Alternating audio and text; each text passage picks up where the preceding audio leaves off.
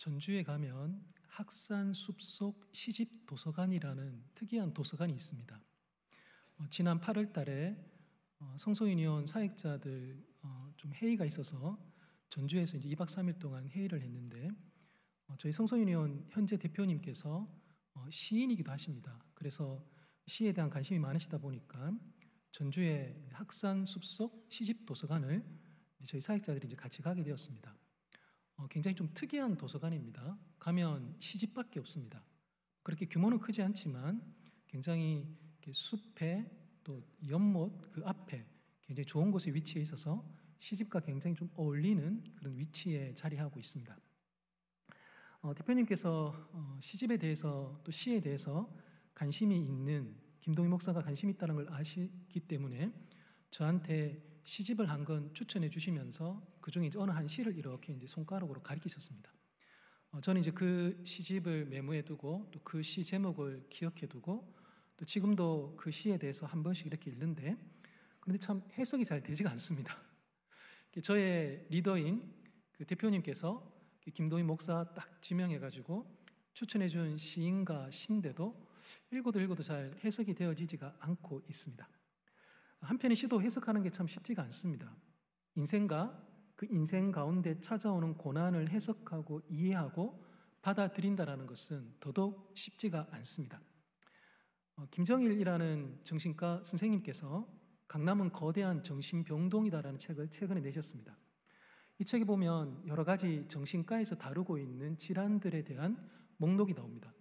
우울증, 불면증, 은둔형 외톨이, 좀비, 환각, 한청, 탈진, 공황장애, 경계성 인격장애, 마약 중독, 도박 중독, 미디어 중독 등입니다. 이런 고난들이 우리를 찾아올 때에 우리가 이것들을 잘 받아들인다는 거 결코 쉽지 않습니다. 욥도 마찬가지입니다. 그런데요, 욥은 그런 가운데 포기하지 않고 하나님을 붙들었습니다. 아니, 하나님께 붙들렸습니다. 그래서 하나님을 붙들고 하나님께 붙들린 한 사람의 이야기, 그게 바로 욥기입니다. 그 강의안을 보시면 그 욥기의 구조가 있습니다. 제일 왼쪽에 보시면 산문과 운문과 산문으로 되어 있는데요. 욥기의 앞부분과 뒷부분의 일부를 제외하고는 95%가 욥기는 시가 서로 분류되어지는 것처럼 시로 구성되어져 있습니다. 저희 개역개정 성경은 이런 부분들이 명확하게 표시되지 않지만요, 시로 적혀진 성경, 그게 바로 욥기입니다. 내용으로 들어가시면 1장부터 42장까지 있는 중에요, 1장과 2장은 의로운 욥에게 닥친 고난입니다. 굉장히 잘 아시는 내용입니다. 3장은 욥이 그 고난 앞에서 자기의 출생과 자기의 생일을 저주하는 장면이 등장합니다. 자, 이제 4장과 그리고 26장까지 엘리바스와 빌닷과 소발, 이 세 친구와 욥이 논쟁을 벌이게 됩니다. 이게 이제 세 차례 전개가 되는데요, 1차 논쟁 때 엘리바스와 빌닷과 소발이 이야기하면 욥이 이렇게 반박합니다. 2차 논쟁 때도 똑같은 순서로 전개가 됩니다. 엘리바스가 얘기하고 빌닷이 얘기하고 소발이 얘기합니다. 3차 논쟁 때는요, 엘리바스가 얘기하고 빌닷이 얘기하지만 소발은 이제 등장하지는 않습니다. 이런 세 번의 논쟁을 거치고 난 다음에 27장과 31장에 가면 욥이 최후 진술을 하게 됩니다. 자, 그러고 난 다음에 처음에는 등장하지 않던 엘리후라는 사람이 갑자기 등장합니다. 엘리후 나오는 본문을 보면 정황적으로 이 세 친구와 욥의 논쟁 가운데 곁에 있었다라는 것을 알게 됩니다. 자, 엘리후의 말 이후에 하나님께서 이제 37장과 41장에 나타나시면서 이 욥에게 질문을 하십니다. 자, 그러고 난 다음에 42장에서 욥이 대답을 하고 하나님이 최종 판결을 내리시며 욥의 결말을 이렇게 보면서 욥기가 마감하게 됩니다. 이 욥기에 저희가 잘 아시는 내용이 바로 1장과 2장인데요. 1장과 2장은 천상의 해이와 지상의 재앙이 반복되어져 나타납니다. 그래서 1장 6절과 12절에서는 천상에서의 해이의 장면이 등장하는데요, 그러고 난 다음에 그 시선이 땅으로 향합니다. 1장 13절과 22절에서 지상 재앙이 펼쳐지게 됩니다. 천상에서의 결정이 땅에 영향 주고 있는 장면을 보게 됩니다. 자, 그러고 난 다음에 2장에 넘어가서 또다시 천상회의 두 번째가 전개가 되는데 그 천상회의에 따라서 결정된 것에 따라서 두 번째 지상 재앙이 전개가 됩니다. 자, 여기 이제 첫 번째 지상 재앙은 인재와 천재가 반복됩니다. 인재 그리고 천재가 반복돼 나타나는데요, 인제는 첫 번째는 이제 스바 사람이 공격하고, 두 번째 천재는 하늘에 불이 떨어집니다. 또 세 번째 인제는 갈대아 사람이 공격합니다. 네 번째 천재는 하늘에 큰 바람이 덮치게 됩니다. 이 첫 번째 지상 재앙은 또한 총체적이고 연속적이고 점층적인 성격을 갖고 있습니다. 총체적이라는 것은요, 이 재앙을 보고하는 종들의 보고인데요, 나만 홀로 피했다라고 이야기하면서 겨우 나 혼자 살았어요 라고 말하면서 나머지 사람들은 다 그 재앙의 피해를 입었다라고 이야기합니다. 이 또한 재앙들은 연속적입니다. 이 종들이 와서 보고를 하는데요, 그가 아직 말하는 동안에 그 다음 재앙에 대해서 보고하는 종들이 뛰어옵니다. 그리고요, 이 재앙들은 갈수록 점점 욥에게 주어지는 충격이 큽니다.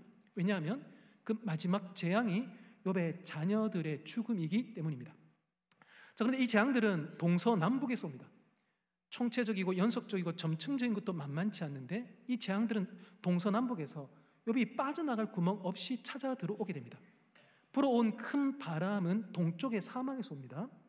그리고 번개 뿌린 하늘의 불은요, 지중해에서 발생한 폭풍에서 서쪽에서 옵니다.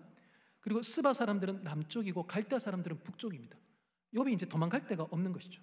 자, 그러다 보니까 욥이 9장 18절에서 어떻게 말하냐니까요, 나를 숨 쉬지 못하게 하시며 괴로움을 내게 채우시는구나라고 자기의 지금 상황에 대해서 한탄하고 있습니다. 숨 좀 쉬고 싶다는 거죠. 숨 좀 쉬고 싶다고. 제발 숨 좀 쉬게 해달라고. 그게 지금 욥의 탄식이고 욥의 상황입니다. 절망적인 거죠. 자, 그래서 이 첫 번째 이 천상회의와 지상재앙이 반복되는 가운데, 지상재앙에서 첫 번째가 인재와 천재와 총체적이고 연속적이고 점층적이고 동서남북 사방에서 불어오는 거라면, 두 번째 지상재앙은요, 이런 것들이 수반되지 않지만 강력한 주어가 하나 등장합니다. 그게 뭐냐면, 앞에서의 이 지상재앙 1번은 주체가 인재, 사람이고 천재, 하늘의 기상입니다. 그런데요, 두 번째 재앙은 주어가 사탄이라고 성경에 나옵니다. 사탄이 직접 욥의 몸을 건드립니다. 자, 이 사탄이 이렇게 하나님께 욥을 시험하는 그 맥락에서 던지는 굉장히 중요한 성경 구절이 1장 9절입니다. 사탄이 어떻게 얘기하냐니까요, 거기 본문의 1장 9절에 보시면요, 욥이 어찌 까닭 없이 하나님을 경외하리이까 라고 이야기하면서 이 모든 재앙의 사단들이 일어나는 배경이 무엇인가를 알려주고 있습니다. 사탄은요, 까닭이 있다라는 겁니다. 욥이 그리고 하나님의 성도들이 하나님을 섬기는 것에는 까닭이 있다라고 주장하는 게 사탄입니다. 그래서요, 사탄은 하나님께서 두 번이나 반복하여 온전하고 정직하여 하나님을 경외하면서 악에서 떠난 자라고 평가를 하는 그 욥에 대해서마저도 아닙니다. 욥이 하나님을 섬기는 것은 분명히 동기가 있습니다, 까닭이 있습니다라고 사탄은 무려 하나님 앞에서 하나님으로 하여금 사람을 의심하게끔 만드는 존재로 등장하고 있습니다. 사탄은요, 하나님과 성도의 관계를 거래의 관계로 봅니다. 받을 것이 있으니까, 받고 싶은 게 있으니까 그가 하나님과 그렇게 거래를 하는 관계로 사탄은 이해를 하고 있습니다. 까닭이 있으니까 하나님을 믿는다라는 것이죠. 성도님들, 한번 믿기로 한 하나님을 변함없이 신뢰하실 수 있으십니까? 욥기는요, 그 은혜의 하나님이 대가 없이 까닭 없이 나를 대하시는 것처럼, 그 은혜가 대가 없고 까닭 없는 것처럼 나 역시 이제 까닭 없이 하나님을 사랑할 수 있고 섬길 수 있는가에 대해서 묻습니다. 그러다 보니까 좀 부담스러운 거죠. 그래서요, 이 욥기는요, 사탄이 도저히 이해할 수 없는 그런 사랑과 신뢰를 가지고 우리가 하나님을 섬기고 있는가에 대해서 묻는 성경, 그게 바로 이제 욥기인 것입니다. 자, 이 욥기에는 이 세 친구와 욥의 이제 논쟁이 등장하는데요, 이 페이지를 보시면 이 세 번째 이 세 친구와 욥의 그 내용이 등장합니다.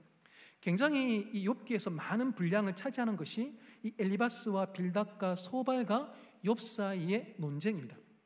이 사람들은요, 크게는 인과응보에 대해서 주장을 하지만 세부적으로 그들이 주장하는 바에 대한 근거들은 조금씩 다릅니다. 엘리바스와 빌닷과 소발이 등장하는데요, 엘리바스는 계시를 자기의 주장의 근거로 삼습니다. 영적인 체험을 나 대단히 많이 했어라는 것을 주장합니다. 그러면서 엘리바스는 욥에게 어떤 말을 하냐면요, 너는 사람이다라는 것을 강조합니다. 너는 사람이기 때문에, 너는 사람이라는 그 어쩔 수 없는 한계 때문에 너는 죄 가운데 빠질 수밖에 없고, 그래서 너는 하나님께 너는 잘못했다고 말할 수밖에 없는 거야. 사람은 어쩔 수 없어, 죄 질 수밖에 없어라는 것이 이 엘리바스의 주장입니다. 그래서요, 엘리바스가 욥에게 던지는 질문은 뭐냐니까요, 사람이 어떻게 하나님보다 의롭겠느냐라는 것을 질문합니다. 빌닷은 조금 다릅니다. 빌닷은요, 전통을 의지합니다. 유구한 전통을 의지합니다. 그래서요, 이 빌닷은 욥에게 무슨 말하냐니까요, 욥, 너는 당대의 사람에 불과하다는 겁니다. 너는 100년의 채 살지 않았다는 겁니다. 넌 100년, 200년의 그 유구한 역사적인 전통에 비해서 네가 살고 있는 당대의 지식과 지혜는 그 유구한 지혜와 지식에 비하면 짧다라는 겁니다. 그래서 빌닷이 욥에게 던지는 질문은요, 조상들이 너에게 가르쳐주지 않았느냐, 조상들의 지혜를 받아들여라라는 것이 이 빌닷의 접근법입니다. 소발은요, 지혜의 오묘함이라는 단어를 씁니다. 이 말은요, 욥, 하나님의 지혜는 너의 생각하는 것보다 더 높고 깊고 넓다라는 겁니다. 하나님의 지혜는 오묘하다라는 겁니다. 그러니까 욥이 네가 아무리 그렇게 주장을 한들 너는 하늘보다 낮기 때문에 너의 지혜와 너의 주장은 하나님을 능가할 수 없다라고 이야기하면서 이 소발이 욥에게 던지는 질문은요, 네가 어찌 알겠느냐? 너는 알 수가 없다, 모른다. 너가 지금 펼쳐지고 있는 이 모든 일에 대해서 마치 아는 것처럼 행동하는 것은 잘못됐다라고 이야기를 하는 것입니다. 이 친구들의 주장의 접근과 내용은 조금씩 다르지만요, 이 친구들이 지금의 욥의 상태를 규정하는 단어들은 비슷합니다. 엘리바스는요, 욥의 지금의 상황은 흑암과 같다라고 말을 하고요, 빌닷은 빛이 꺼진 상태로 이야기하고, 일단 소발은 큰 어둠에 덮여져 있는 상태라고 이야기를 합니다. 자, 이런 가운데 이 친구들이 욥에 대해서 쓰고 있는 단어들이 갈수록 세집니다. 엘리바스는요, 욥을 향해서 욥, 너는 지금 전능자의 징계를 받는 것 같아 정도로 이야기를 합니다. 자, 그런데 빌닷은요, 대놓고 너의 자녀들이 하나님께 죄를 지어서 죽었어라고 세게 이야기합니다. 자, 그런데 소발은 더 셉니다. 소발은 애들로 얘기하지 않고 바로 욥, 너가 죄인이야라고 단도직입적으로 이야기를 하고 있습니다. 친구들의 1차와 2차와 3차의 논쟁을 갈수록 굉장히 이게 진흙탕 싸움처럼 욥에 대해서 비인격적이고 동물에 빗대어 그의 상황에 대해서 이야기하는 장면들을 보게 됩니다. 자, 이 친구들에 대해서 제가 몇 가지를 좀 이렇게 나누면 좋겠는데요. 첫 번째가 이 친구들이 가지고 있는 목표입니다. 이 엘리바스와 빌닷과 소발이 가지고 있는 목표는 하나입니다. 인과응보의 원리가 옳다라는 겁니다. 욥이 지금 벌을 받는 것은 내가 직접 보지는 못했지만 욥이 죄를 지었기 때문이다라고 그들은 이걸 기정사실화 해버리는 것이죠. 그래서요, 무죄 추정의 원칙이 이들에게 통하지 않습니다. 새 친구에게. 새 친구는 욥이 벌을 받는 것을 보니 내가 직접 보지는 못했지만 너 지금 죄를 지었는 게 맞아라는 접근법을 가지고 있습니다. 자, 성도님들, 죄를 지으면 벌을 받는다라는 것은 이 인과응보의 원리는 성경에 분명히 나옵니다. 그런데 이 새 친구의 문제는 뭐냐면 이 인과응보의 원리만 가지고 사람을 대한다는 겁니다. 그리고 중요한 것은 무엇이냐? 욥은 하나님으로부터 반복하여 죄가 없다라는 선언을 받고 있는 상태라는 겁니다. 죄가 없는 사람 앞에서 너 죄 있지라고 인과응보의 원리를 들이밀다 보니까 이게 지금 이제 서로가 맞지 않는 상태인 것입니다. 욥은요, 되게 특이합니다.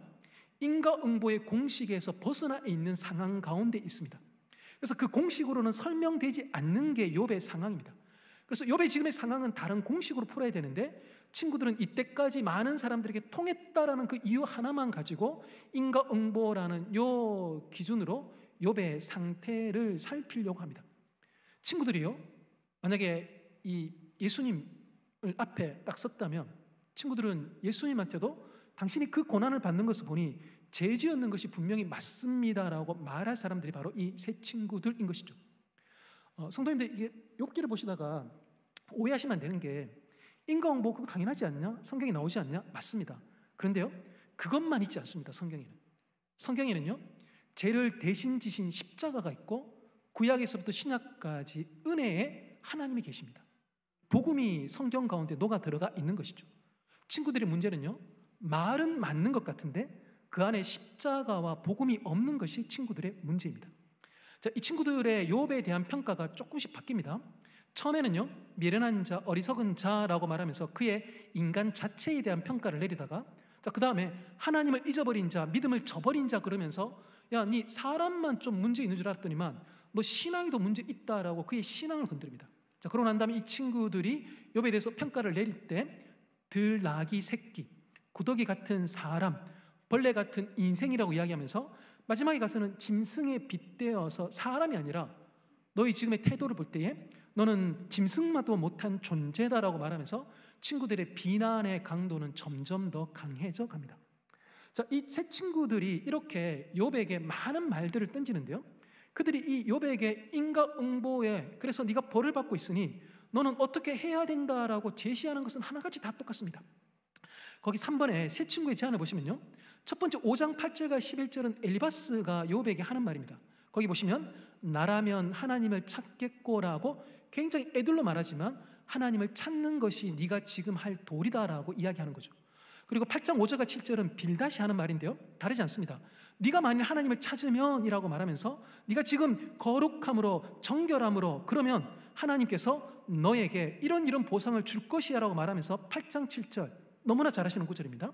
내 시작은 미약하였으나 내 나중은 심히 창대하리라는 이 유명한 구절을 욥이 회개하면 하나님이 너에게 줄 당근이야 라고 제시하면서 이 유명한 구절을 언급하고 있습니다. 소발도 마찬가지입니다. 소발은 11장 13절과 15절에서 만일 네가 마음을 바로 정하고 주를 향하여 손을 들면 이라고 말하면서 이들의 세 친구는 욥이 하나님을 찾으면 이 문제가 해결될 것이야, 그 하나님을 찾는다라는 것은 너 잘못했으니까 너 죄에 대해서 회개해라는 말과 똑같습니다. 소발은 되게 친절합니다. 기도할 때 손을 들어 기도하는 것까지 구체적으로 가르쳐주면서 욥이 회개할 것을 지금 요청하고 있는 상황입니다. 자, 이 친구들의 문제는 무엇이냐면요, 세 가지가 있습니다. 첫 번째는요, 까닭이 있어 믿는 신앙을 이들은 지금 제시하고 있는 겁니다. 회개를 하면, 기도를 하면, 용서를 구하면 이런 것들이 주어질 것이야. 그래서 너희 시작은 미약했지만 나중은 심히 창대케 되어지는 보상이 주어지니까 빨리 회개해라 라는 것은 하나님, 욥이 까닭이 있으니까 하나님을 믿는 거 아닙니까? 라고 말을 했던 사탄의 논리와 다를 바가 없는 것입니다. 그래서요, 친구들이 하는 제안은 사탄의 제안과 똑같습니다. 그래서 이렇게 하면 복을 받을 것이니까 빨리 회개하라라고 재촉하는 것이죠. 그래서요, 만일 욥이 그 친구들이 말했던 것처럼 어떤 복을 받을 의도로 자기는 죄를 지은 것 같지 않음에도 불구하고 이만큼의 형벌을 받을 만한 죄를 지은 게 아님에도 불구하고 그냥 회개를 했다면 사탄이 승리하는 거죠. 하나님 봐요, 욥 봐요, 까닭이 있으니까 신앙생활하는 거 맞죠? 라고 사탄 승리가 되어지는 형국이 되는 것입니다. 친구들의 두 번째 문제는 무엇이냐면 하나님을 공식에 가두고 있더라라는 것입니다. 친구들은요, 하나님을 어떻게 이해했냐니까요, 죄를 짓는 사람에게 반드시 벌을 주시는 분으로만 이해했습니다. 이 친구들에게 죄는 반드시 벌 받는 것 말고는 다른 여지가 없습니다. 그래서 친구들은 하나님을 아는 지식이 굉장히 협소합니다. 그래서 친구들은 하나님을 어떻게 아냐니까요, 형사 아니면 재판관으로만 보고 있습니다. 그래서 친구들은요, 자기들이 가지고 있는 교리에 하나님을 가두어 둬 버립니다. 그래서 인과응보 말고 하나님께서 다르게 행동할 여지를 아예 차단해 버리는 일을 이 친구들이 하고 있는 것이죠. 그래서요, 하나님 어떤 분이시냐니까요, 우리가 용서를 구하면 자동적으로 용서해 주셔야 되는 분으로만 이 친구들은 하나님을 그림 그리고 있는 겁니다. 하나님은 인격적인 분이 아니라 우리가 회개하면 바로 용서해 주시는 그냥 자동 판매기와 같은 분으로 하나님을 굉장히 협소하게 만드는 거죠. 그래서 하나님께서 개입하실 만한 여지를 배제해버림으로 말미암아 인간의 행동이, 인간의 회개의 행동이 인간의 운명을 결정짓는다라는 위험한 생각까지도 갈 수 있게 만드는 것이 친구들의 지금 이제 논리입니다. 자, 친구들이 가지고 있는 세 번째 문제는 무엇이냐니까요, 상대방의 상황에 대해서 무지합니다. 친구들이 말하고 있는 인과응보 자체는 틀리지 않습니다. 문제는 뭐냐면요, 지금 그들이 대하고 있는 욥은 하나님으로부터 반복하여 온전하고 정직하여 하나님을 경외하면서 악에서 떠난 자라고 세상에 이런 사람이 없다라고 평가를 받았던 사람입니다. 친구들의 말은 맞지만 그런데 욥의 상황과 맞지 않기 때문에 결국 친구들의 그 바른 말은 욥을 살려내지 못합니다. 그래서요, 그 바른 말은 살려내지 못하기에 결국 그 말은 틀린 말인 것이죠. 마치 심장 수술을 해야 되는 환자가 앞에 있는데 안과 의사 선생님이 오신 겁니다. 그래서 그분이 와서는 눈에 대해서 막 이야기하시는 겁니다. 그렇게 이야기하시는 게 틀리지가 않습니다. 맞습니다, 눈에 대해서는. 근데 지금 문제는 뭐냐니까 그 안과 선생님 앞에 있는 환자는 심장병 환자라는 게 문제인 거죠. 욥의 친구들은요, 안과 의사입니다. 하는 말 하나같이 다 틀리지는 않습니다. 근데 앞에 있는 환자는 심장병 환자인데 자기가 가지고 있는 안과 지식으로 심장병을 치료하려고 덤벼들다 보니까 이게 지금 이제 맞지가 않는 겁니다. 이 욥기를 읽다 보면 이 엘리바스하고 빌닷하고 이 욥과의 이런 약간 이제 지루한 듯한 그런 이제 논쟁들이 계속 오고 가고 그렇습니다. 그래서 이 본문을 보다 보면 아유 뭐 이렇게 반복해야 되나라는 생각이 이제 들 법한 굉장히 많은 분량의 내용들이 전개가 되는데요. 이 본문을 보면서 제가 이제 좀 생각했던 건 뭐냐면 친구들은 어떤 표정을 이때 짓고 있었을까?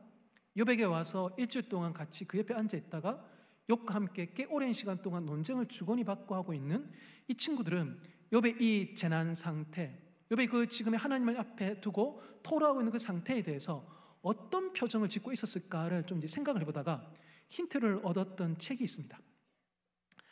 소설가 중에 이 박완서라는 소설가가 있습니다. 이분이 한 말씀만 하소서라는 이제 책을 쓰셨는데요. 이 박완서 소설가는 일남 사녀를 두었습니다. 그 이제 아들의 이야기인데요. 아들이 26살 때 병원에 이제 의사로 근무하는 중에 불의의 교통사고로 이제 뭐 천국에 가게 됩니다. 자, 이 아들의 교통사고 때문에 이 어머니 박완서 씨는 너무너무 큰 고통을 받습니다. 오랜 시간 동안 고통을 받는데요. 그러면서 이분이 그 고통 어렸던 그 지난날의 시간들, 그의 경험들을 하나하나 이렇게 글로 적어냅니다. 가톨릭 잡지인 것 같은데요. 생활성서라는 그 가톨릭 잡지에 1년 동안 이 고통 어린 마음을 쭉 연재한 것을 모은 게 바로 이 한 말씀만 하소서라는 이 책입니다. 이 박완서 씨가 자기 아들이 죽고 난 다음에 너무 고통스러워서 서울에 도저히 못 있겠다 싶어서 딸이 있는 부산으로 이렇게 내려가게 됩니다. 아들로부터 좀 멀리 가고 싶은 거죠. 그래서 내려갔다가 마침 이제 이분이 이제 가톨릭이다 보니까 이혜인 수녀가 저희가 아는 그 유명한 이혜인 수녀가 이 박완서 씨의 이 사고의 이야기를 듣고 난 다음에 부산에 계시면 부산에 분도 수녀원이라고 있다고 그곳에 가셔서 좀 지내시는 건 어떠냐라고 권하게 됩니다. 그래서 이 박완서 씨가 부산에 이제 분도 수녀원에 가서 일정 기간을 보내게 됩니다. 이제 거기서 이제 이분이 이제 겪었던 일인데요. 이분이 이제 거기서 꽤 오랜 시간 동안 이제 보내고 있을 때 어떤 한 그 이 수녀님 중에 한 분의 부모님이 이 수녀원에 이제 오시게 됩니다. 이제 사정을 들어보니까 이 딸인 수녀가 이제 수녀가 되어서 이렇게 이제 여기 와서 이제 뭐 귀하게 섬기고 있는데 그런데 딸이 이제 병이 든 겁니다. 그래서 이제 딸을 다시금 이제 집에 데리고 가야 되다 보니까 이분들이 좀 마음이 좀 많이 좀 아팠던 거죠. 딸이 이제 좀 병이 조금 심각했던 것 같아요. 무슨 병인지는 안 나오지만 그러다 보니까 이제 딸의 그 아픔에 대해서 이분들이 이제 가졌던 그 이제 힘듦들을 이제 가지고 이렇게 이제 뭐 거기 와 계셨던 상황인데 그 이제 어머니가 수녀님의 어머니가 마음이 너무 힘드셨던지 어느 날 이제 잠자고 있던 새벽에 박완서 씨를 깨웁니다. 깨워가지고 이야기 좀 하자 이렇게 얘기를 합니다. 그래서 이제 자다가 깨가지고 이제 무슨 얘기 하나 싶었더니만 이 수녀님의 어머니가 이제 자기 딸 아픈 딸 때문에 수녀를 이제 그만두고 집에 데리고 가야 되는 그 상황에 대한 그 좀 그 여러 가지 좀 마음 아픔, 답답함 이걸 이제 그 박완서 씨에게 좀 이야기를 좀 하고 싶었던 거예요. 그래서 이제 박완서 씨에게 막 그 얘기를 막 하는데 그런데 이제 이 박완서 씨는 그 정도의 자식 걱정으로 자기는 아들이 죽었거든요. 여기 지금 딸이 아픈 정도고 그러니까 자기는 아들이 죽었는데 그런데 그 때문에 딸이 아프다는 것 때문에 초췌하고 약하게 구는 부인 때문에 박완서 씨는 굉장히 좀 화를 냅니다. 그러면서요 박완서 씨가 그 부인에게 이렇게 얘기합니다. 나는 외아들을 잃었답니다.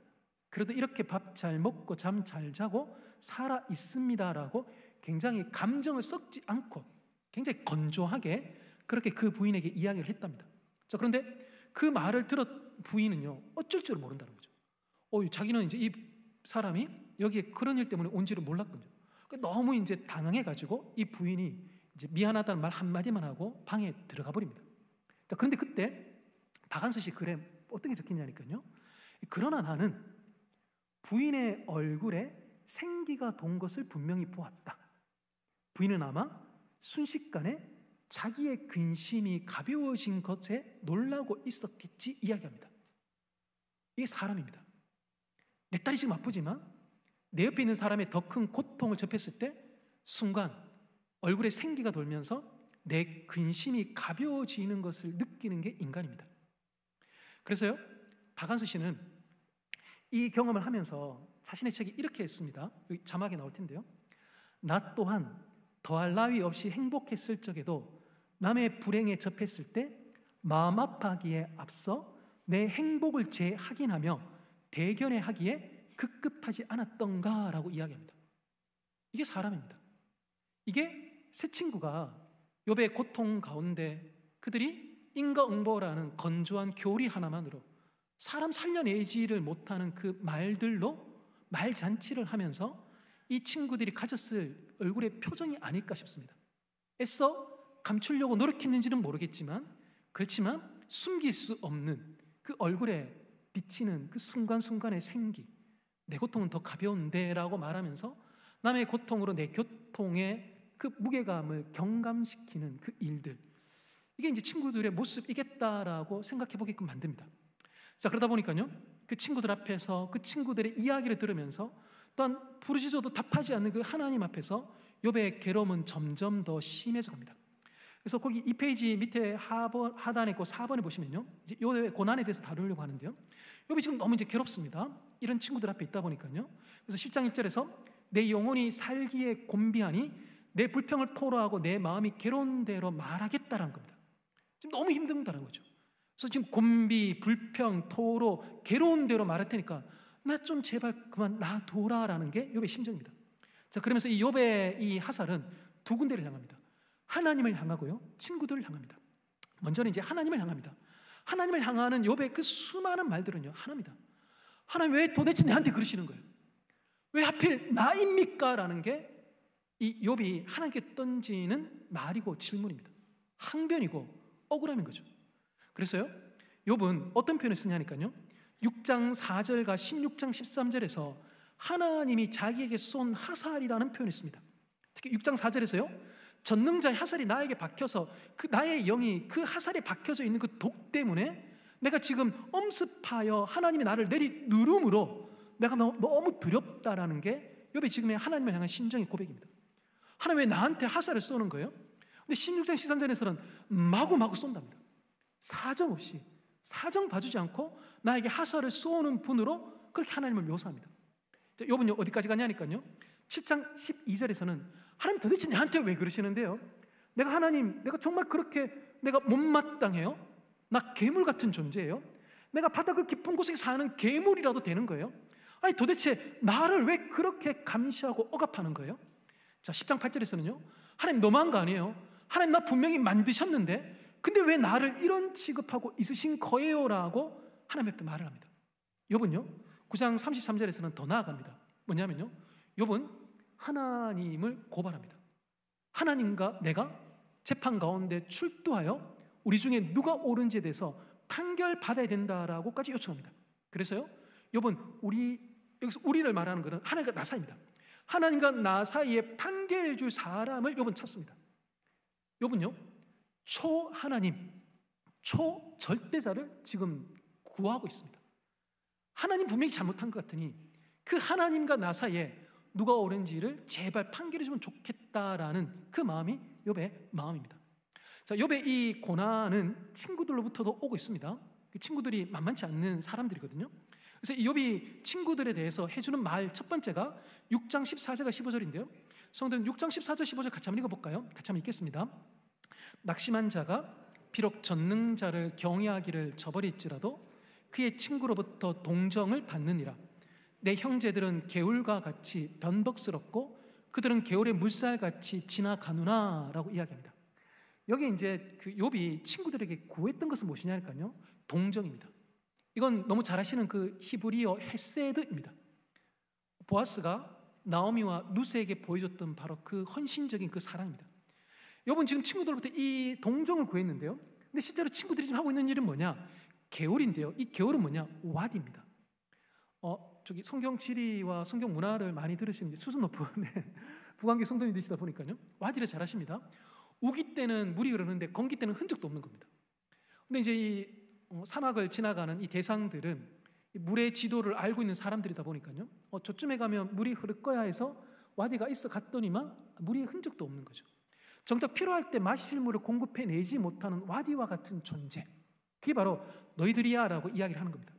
자, 그리고 욥이 친구들한테 하는 말은 뭐냐니까요, 13장 2절에 너희 아는 것을 나도 안다, 너희만 하지 못하는 게 내가 아니다 라고 이야기합니다. 그러니까 내가 모르는 듯이 너희가 생각하여 나에게 자꾸 가르치려고 하는데 너희가 하고 있는 말 나 다 알고 있으라고 이야기합니다. 그러다 보니까 욥은 지금 자기를 고치려고 덤벼드는 친구들의 실력이 형편없는 겁니다. 그래서 13장 4절에서 너희는 돌팔이 의사야 라고 이야기하고요, 그 다음 19장 19절에서는 더 나아갑니다. 아이고 너희는 친구가 아니라 내한테 왼수다라고 이렇게 이야기를 하는 거죠. 원수도 아닙니다. 왼수입니다. 그래서 이 욥은 계속 친구들한테 하소연합니다. 19장에 보니까요, 친구들 제발 내 좀 구박하지 마라. 내 좀 불쌍하게 좀 여겨다. 하나님의 손도 지금 나를 치는데 너희마저도 나를 그렇게 핍박하면 지금 내 모양이 이러한데 내가 지금 어떻게 버틸 수 있겠느냐라는 게 이 친구를 향한 욥의 토로입니다. 자, 그런데 이제 욥은 하나님을 향해서도 할 말이 참 많고 친구들을 향해서도 원수라는 말까지 쓰는데요, 근데 나중에 27장 5절과 6절에 가보면요, 욥은요 그럼에도 불구하고 타협하지 않고 까닭 있음으로 하나님을 믿는 쪽으로 넘어가지 않고 좋은 게 좋은 거지라면서 적당히 넘어가지를 않습니다. 그래서 27장 5절과 6절에 보니 나는 결코 너희가 옳다고 말할 수 없다. 나는 죽기까지 내 결박을 주장하겠다. 내가 의롭다고 주장하면서 끝까지 굽히지 않아도 내 평생에 양심에 꺼림직한 날은 없을 것이다 라고 말하면서 자기가 적당히 대충 두리뭉실하게 지금 그냥 문제를 그냥 끝내지 않겠다라고 이야기를 하고 있습니다. 성도님들, 욥기에는 욥의 친구들이 등장합니다. 친구는 어떤 사람입니까? 욥의 친구들을 보면서 친구는 어떤 사람이어야 되는지, 또 내 주변에는 그런 친구들이 있는지를 생각하게끔 만듭니다. 예전에 이제 그 묵상 나누는 모임을 같이 할 때 어떤 성도님께서 이제 이야기하셨던 표현인데요, 이분이 이제 그 한 40 후반, 50 초반 되시는 성도님이신데 이분이 이제 나눔하시다가 어떤 표현을 쓰셨냐니까 이런 표현을 쓰셨습니다. 내 인생에 잔잔한 파도가 있었습니다라는 말을 딱 쓰셨습니다. 그래서 이제 제가 딱 듣는데 그분하고 이제 몇 번 그분이 이제 참여하셨던 이제 그 상황에서 이 잔잔한 파도 이게 뭘까 싶었습니다. 제가 이제 그분의 나눔을 듣고 나서 제가 이제 여쭙습니다. 집사님께서 나눔하시다가 내 인생에 잔잔한 파도가 있었다고 말씀하셨는데, 아니 그러면 집사님 인생에는 거친 파도는 없으셨습니까? 되게 순탄한 인생을 사셨습니까? 제가 이렇게 여쭙습니다. 자, 그래서 이제 그 집사님이 이제 제 질문을 듣고 난 다음에 내가 잔잔한 파도가 있었다라고 말을 했네요. 그런데 목사님이 질문을 듣고 나서 내가 생각을 해보니까, 그런데 내 인생은 결코 그렇게 잔잔하지만은 않았다고. 나도 거친 일들이 많이 있었고, 또 직장생활, 아이를 키우면서, 또 가정을 꾸리면서, 또 신앙 관련해서도 그렇게 거친 파도들이 만만치 않게 있었는데, 근데 내가 나눔하는 중에 내 인생을 해석하면서 내 인생은 잔잔한 파도가 있었다고 말을 하는 것은, 내가 지금 생각해보니 내가 초등학생 때부터 교회를 다녔는데 그때 나랑 같이 다녔던 그 교회의 그 동기들 지금도 모인대요. 1년에 한 번씩. 그리고 서로 일 있으면 연락하고 통화하고 기도 제목 듣고 기도해주고 그렇게 서로 동력자로 자리하고 있다 얘기하시는 거예요. 그러면서 이분이 하시는 말이 뭐냐니까요, 내 인생이 결코 잔잔한 파도만 있었던 삶이 아닌데 그 친구들이 내 인생의 방파제가 되어주어서 그 거센 파도가 친구들의 그 방파제에 부딪히면서 나에게는 잔잔하게 왔기에 내 지난 시간들을 이겨내올 수 있었다라고 이야기하는 것을 제가 듣게 되었습니다. 친구는 어떤 존재입니까? 그 친구 옆에 거센 파도를 잔잔하게 만들어주는 게 친구들인 것이죠. 좀 다른 분들이 계십니다. 불난집에 부채질 하시는 분들이 있습니다. 여기 칠곡에 함지산 있는데요, 함지산에 거기 이제 우남지 쪽에 있습니다. 우남지 쪽에 가보신 분들은 아시겠지만 우남지 그 근처에 조그마한 주차장이 있습니다. 그래서 보통은 그냥 그 밑에 어디 차 세우고 올라가는데요, 근데 그날따라 제가 이상하다 싶어가지고 참 뭔가 쉬었던 것 같습니다. 그래서 그날따라 그 위에 주차장에 빈대가 있을까 생각하고는 이제 거기 핸즈하고 투썸 사이를 지나서 제가 쭉 올라가는데 아이고 아니나 다를까 가는 날이 장날이라고 저 위에서 내려오는 차, 제 앞에 지나가는 차 2대가 지금 서로 막혀가지고 딱 거기 이제 서 있는 겁니다. 그래서 제가 지금 상황을 보니까 제 뒤에도 차가 지금 2대나 지금 서 있어가지고 거기 주차장 뒤쪽으로 가셔가지고 거기서 좀 이렇게 저렇게 하면 될 것 같은데, 근데 주차장 쪽에서 이렇게 나오신 분이 만만한 분이 아니신 거예요. 이분이 이제 운전석에 내려가지고 옆에서 딱 하니 이렇게 바짝 끼고 앉으셔가지고는 그래 너가 한번 해봐라, 나는 절대 뒤로 후진할 생각 없다 딱 그러시고 있는 자세였습니다. 그래서 지금 이제 그 함지산 거기 등산 오시는 분들이 지금 구경이 난 거죠. 나서 이제 그 차 지나가는 거 좀 밑이고 사람 지나가는 거 조금 위쪽인데요. 그 위쪽 한 5m 그 위에 상간에서 이렇게 다들 보시는 겁니다. 보시면서 이제 그분들이 보시는 것만 아니라 다 한마디씩 하십니다. 훈수 두십니다. 이 차 빠져야 된다. 아니다. 저 차 빠져야 된다. 저 사람이 잘못했다. 저 아저씨는 잘못 없다. 내가 봤다. 저 차가 먼저 들어왔다. 막 그분들끼리 막 난리 구슬하고 있는 겁니다. 네. 그래서 이제 야 지금 이거 어떻게 되나 싶어가지고 큰일 났다 싶어가지고 이러면 지금 이제 그 아저씨들의 태도를 보니까 딱 그 앞에 마주보고 있는 차 두 분이 이렇게 만만치 않는 표정들이거든요. 그래서 이제 뭐 약간 이제 해병대 출신 같은 그런 이제 인상들이셨습니다. 야 이거 지금 집에 가겠나 싶었는데요. 근데 그때 혜성같이 그 위에 이렇게 다들 막 넘다보면서 이렇게 다 막 구경 났다 난리 났다 싶어가지고 막 호수 드시는 분들이 계셨는데 그 위에 여자 한 분이 계셨습니다. 그분이요 굉장히 우렁찬 목소리로 아저씨 뒤로 빼야 돼요 이렇게 해야 돼 그러면서 굉장히 논리정연하게 설득적인 목소리를 가지고 우렁차게 이야기를 하시는데 무슨 이유인지 모르겠는데 그 단단하던 그 아저씨가 에이 이러더니만 차에 가셔가지고 후진을 해가지고 차를 빼주시는 겁니다. 그래가지고 이제 사방이 다 이제 뚫리고 난 다음에 정리가 다 됐습니다. 그래서 이게 구경하는 사람들도요, 아이고 불났네 이런 분이 있고, 야 이거 지금 이거 어떻게 꺼야 될까 이런 분들이 계시는 거죠. 옆에 친구들은요, 가만히 읽어보면 옆에 그 반응들을 보면 아이고 불났네입니다.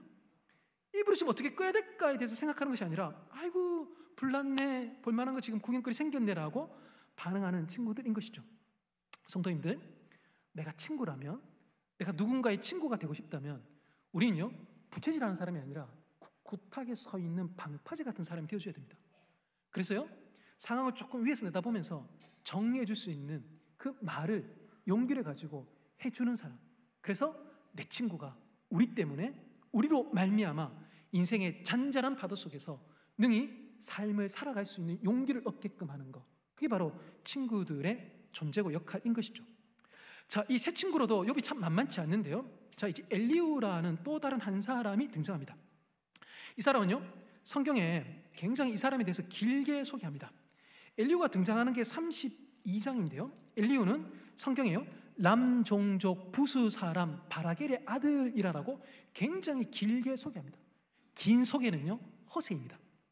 욥에 대해서 성경은 간단합니다. 우스 땅의 욥입니다. 욥의 세 친구에 대해서도 소개는 간단합니다. 대만 사람 엘리바스, 수아 사람 빌닷, 나아마 사람 소발, 이게 전부입니다. 그런데요, 있는 줄 몰랐는데 나중에 등장한 이 엘리후에 대한 소개는 굉장히 깁니다. 람 종족 부수 사람 바라겔의 아들입니다. 이제 허세인 거죠. 근데 이 엘리후는요 나이가 적습니다. 그래서 그가 연소했기 때문에 이제껏 발언할 기회를 얻지 못했다가 이제 그 친구들이 욥을 설득해내지 못하다 보니까 내 차례인갑다 하면서 이렇게 이제 등장합니다. 자, 이 엘리후가 어떤 사람인가 보니까요, 32장 19절 20절에 보니까 내가 말할 기회를 얻지 못해가지고 새술이 가득 담긴 포도주 부대가 터지듯이 내 가슴이 터져버릴 것만 같았다. 참을 수가 없었다. 말을 내가 해야겠다라고 말하면서 자기 안에 있던 그 답답한 마음을 토로하며 그렇게 이제 친구들과 욥에 대해서 한마디 하며 지금 등장합니다. 엘리후는요 욥에게 어떤 말을 하냐면은, 하나님은 왜 욥은 하나님이 나에게 말씀하지 않는다고 얘기해요? 아닌데요, 하나님은 꿈과 환상으로도 말씀하시는 분이신데요 라고 엘리후가 욥에게 이야기합니다. 자, 그런데 욥이 지금 처지가 어떠냐면은 욥이 7장에서 어떻게 얘기하냐면요, 나는 지금 불면의 밤을 보낸다고 이야기합니다. 그래서 잠깐 눈 붙이는데 그 잠깐 눈 붙이 그 찰나에도 하나님이 나로 하여금 악몽과 환상에 시달리게끔 한다라는 게 욥의 상황인데, 근데 지금 그 상황 가운데 잠깐 눈 붙이는 것조차도 두려운 사람한테 아니 눈 붙이면 하나님이 응답해 줄 거라고 말을 하니까 지금 이 엘리후의 지금 욥을 향한 답변도 욥에겐 지금 바른 답이 되어지고 있지 않는 겁니다. 그럼에도 불구하고 이 엘리후는 굉장히 의기가 양양합니다. 36절에 보니까요, 내 가진 모든 지혜를 다 짜내서라도 하나님의 의로우심을 옹호하고 그리고 하나님이 어떤 분인지를 내가 욥에게 반드시 설득시키겠다는 태도로 임하고 있습니다. 자, 이런 이제 의기양양함은 좋을지 모르겠습니다. 젊은 혈기 이렇게 이제 뭐 긍정적으로 볼 수 있을지 모르겠지만 욥에 대해서 덤벼들면서 욥에 대해서 평가하는 것들에 조금 문제가 많습니다. 왜냐하면요, 첫 번째 33장 12절에 보시면요, 내가 어른께 감히 말합니다. 어른은 잘못하셨습니다 라고 이야기합니다. 그래서 이 욥에 대한 이 엘리후의 말은 욥은 무조건 잘못했다는 겁니다. 당신이 지금 벌 받는 것을 보니까 말하지 않았고 지금 발각되지 않았지? 분명히 죄 지은 게 맞아요라는 친구들의 논리에서 크게 다르지가 않습니다. 자, 그런데다가 34장 8절에서 이 엘리후는 어떤 얘기를 하냐니까요, 거짓말까지 합니다. 34장 8절에 악한 일을 하는 자들과 한패가 되어 악인과 함께 다니면서라고 이야기하는데, 이런 일은 없었습니다. 욥이 자기의 최후의 변론에서 자기의 삶이 얼마나 거룩함으로 살아왔는지에 대해서 마지막 변론하는 내용들을 보면 욥은 결코 이런 삶을 살지 않았는데 욥을 공격하기 위해서 거짓말까지 쓰고 있는 상황입니다. 자, 그리고 이 엘리후는요 굉장히 잔인합니다. 34장 35절 이하를 보니까요, 나는 욥 당신이 끝까지 시험 받기를 원한다라고 말하면서 지금 이 상처받은 사람의 그 고통이 속히 끝나는 것이 아니라 지속될 것에 대해서 이야기하고 있습니다. 자, 그리고 나서 마지막에 이제 이 27장 20절을 보니까요, 그는 이제 내가 하고 싶은 말이라고 하여 다 할 수 있겠느냐? 하나님께 하나님께 그래서 당신은 이제 하나님 오히려 당신을 멸하실 기회를 지금 드리고 있다라고 이야기하는 거죠. 당신 그렇게 함부로 말하다가는 하나님께 벌 받을 거야. 말하고 싶다고 다 함부로 하나님한테 말하면 안 돼라고 이야기하는데요, 엘리후는 이 발언을 통해서 자기가 진정 하나님을 모른다라는, 하나님을 잘 모르는, 하나님에 대한 지식이 짧음을 지금 드러내고 있는 겁니다. 시편은 하나같이 다 하나님에 대해서 억울함과 섭섭함에 대해서 토로하는 말들 투성입니다. 근데 하나님이 그걸 받으셔가지고 그걸 성경으로 만드신 분이십니다. 자, 그러다 보니까요, 이 엘리후도 욥의 친구들처럼 하나님을 아는 지식이 극히 부족합니다. 원망하는 사람들의 원망을 받아주는 하나님을 그는 잘 모릅니다. 죽겠다 했던 욥과 죽겠다 했던 요나와 죽겠다 했던 엘리야와 죽겠다 했던 그 예레미야의 그 화소연을 다 받아주신 분이 바로 하나님이시다라는 것을 몰랐던 거죠. 그래서요, 엘리후가 혜성같이 등장하지만 그의 주장에 새로운 것은 없습니다. 다 안다라는 자신감은 있지만, 그런데 나는 옳다, 나만 옳다라는 그 오만감이 굉장히 넘치는 게 이 엘리후입니다. 그래서 엘리후는 한마디로 이 젊은 꼰대입니다. 자기 잘난 맛은 있지만 그러나 그가 하는 말이 그 다른 친구들과 별반 다르지 않기 때문인 것입니다. 자, 이제 38장 이하에서 하나님께서 이제 드디어 등장하십니다. 하나님이 등장하시는데요, 하나님 등장하시고 난 다음에 하시는 일이 무엇인가 가만히 보면요, 하나같이 다 질문을 던지시는 겁니다. 하나님이 질문을 던지시면서 38장 3절과 40장 4절에 반복해서 하시는 말씀이 이겁니다. 이제 허리를 동이고 대장부답게 일어서서 묻는 말에 대답해라 라고 말씀하십니다. 이제 욥, 너는 나에게 질문하는 자가 아니라 넌 이제 질문 받는 자야 라고 이야기하십니다.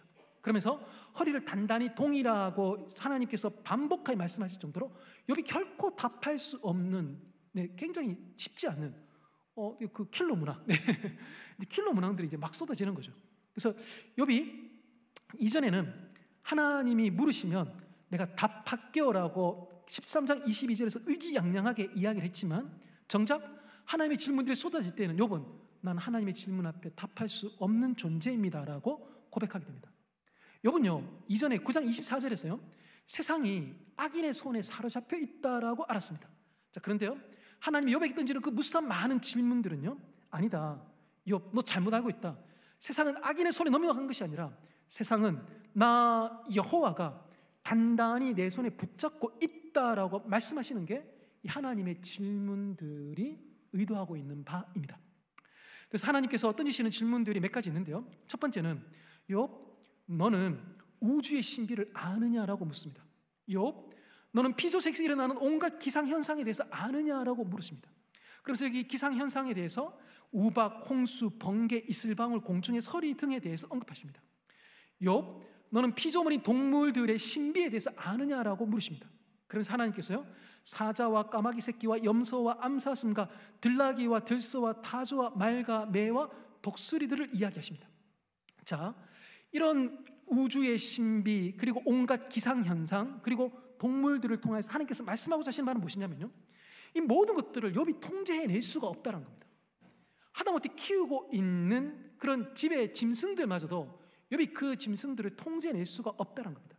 동물들마저도 그들이 가지고 있는 그 자유분방함과 야생성을 통제해낼 수 없다는 것.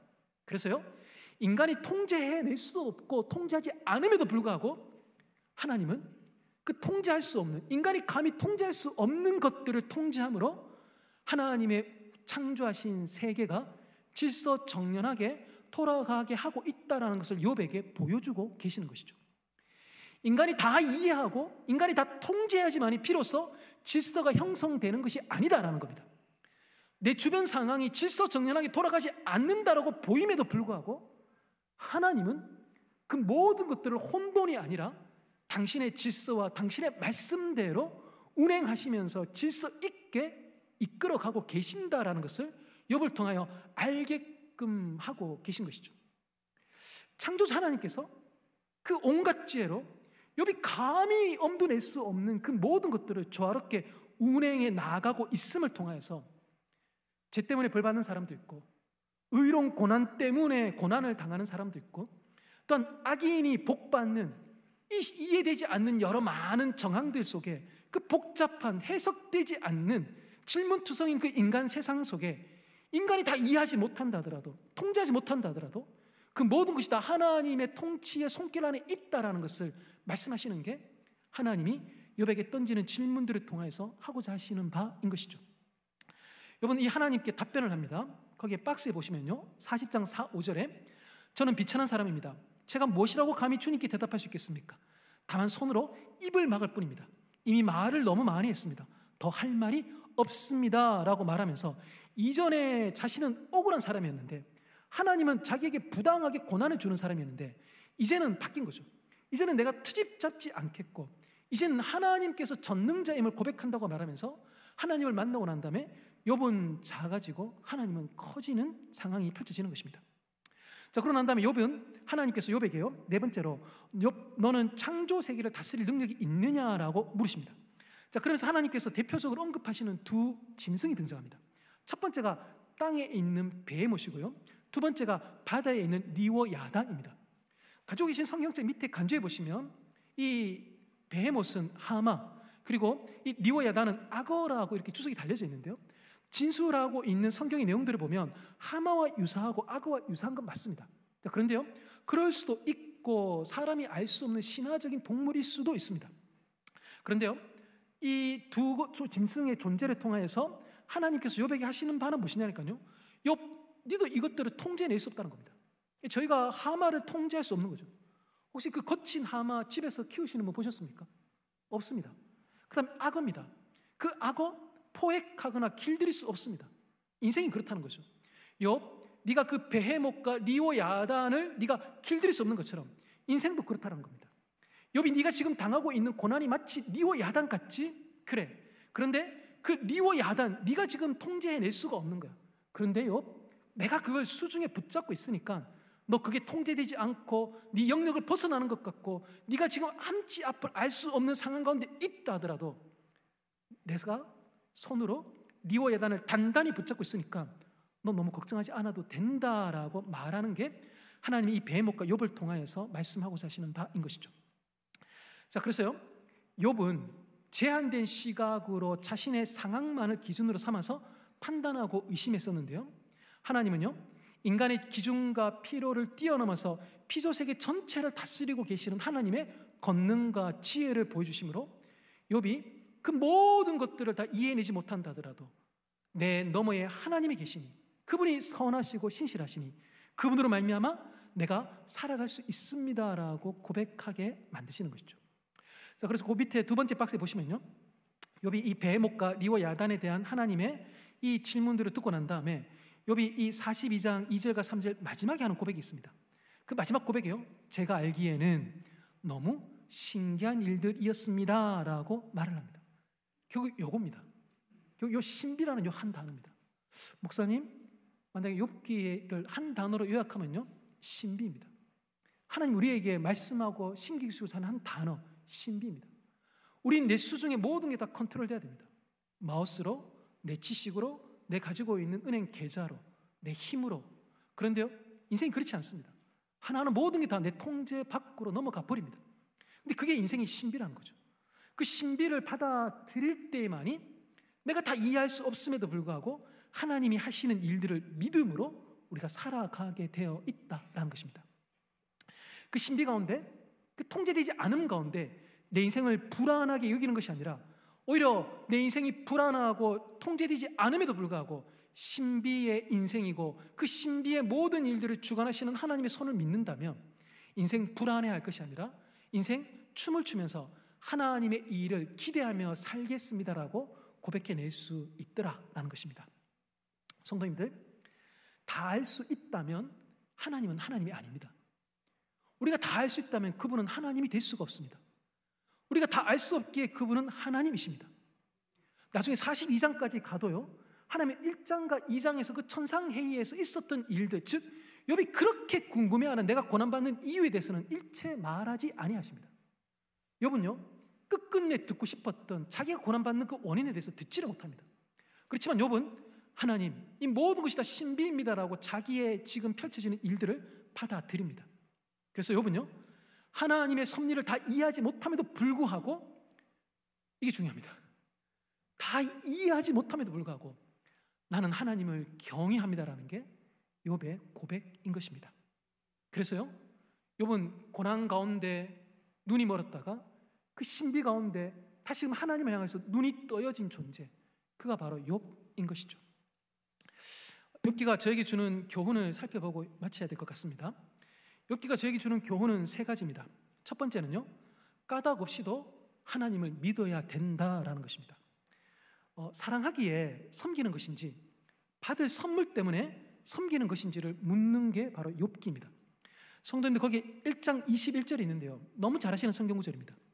주신 이도 여호와시요 거두신 이도 여호와시오니 여호와의 이름이 찬송을 받으실지니이다 라고 저희한테 되게 유명한 성경 구절입니다. 여기에 찬송을 받으실지니이다, 이 찬송이 히브리어로, 이 찬송이라는 단어가 이제 바라크인데요, 이 단어는 찬송한다, 축복한다라는 뜻이 있습니다. 그래서 이 축복한다라는 것을 빌려온다면 하나님의 이름은 축복입니다가 되는 겁니다. 이름은 존재입니다. 하나님의 존재는 축복입니다라고 고백해내는 것이죠.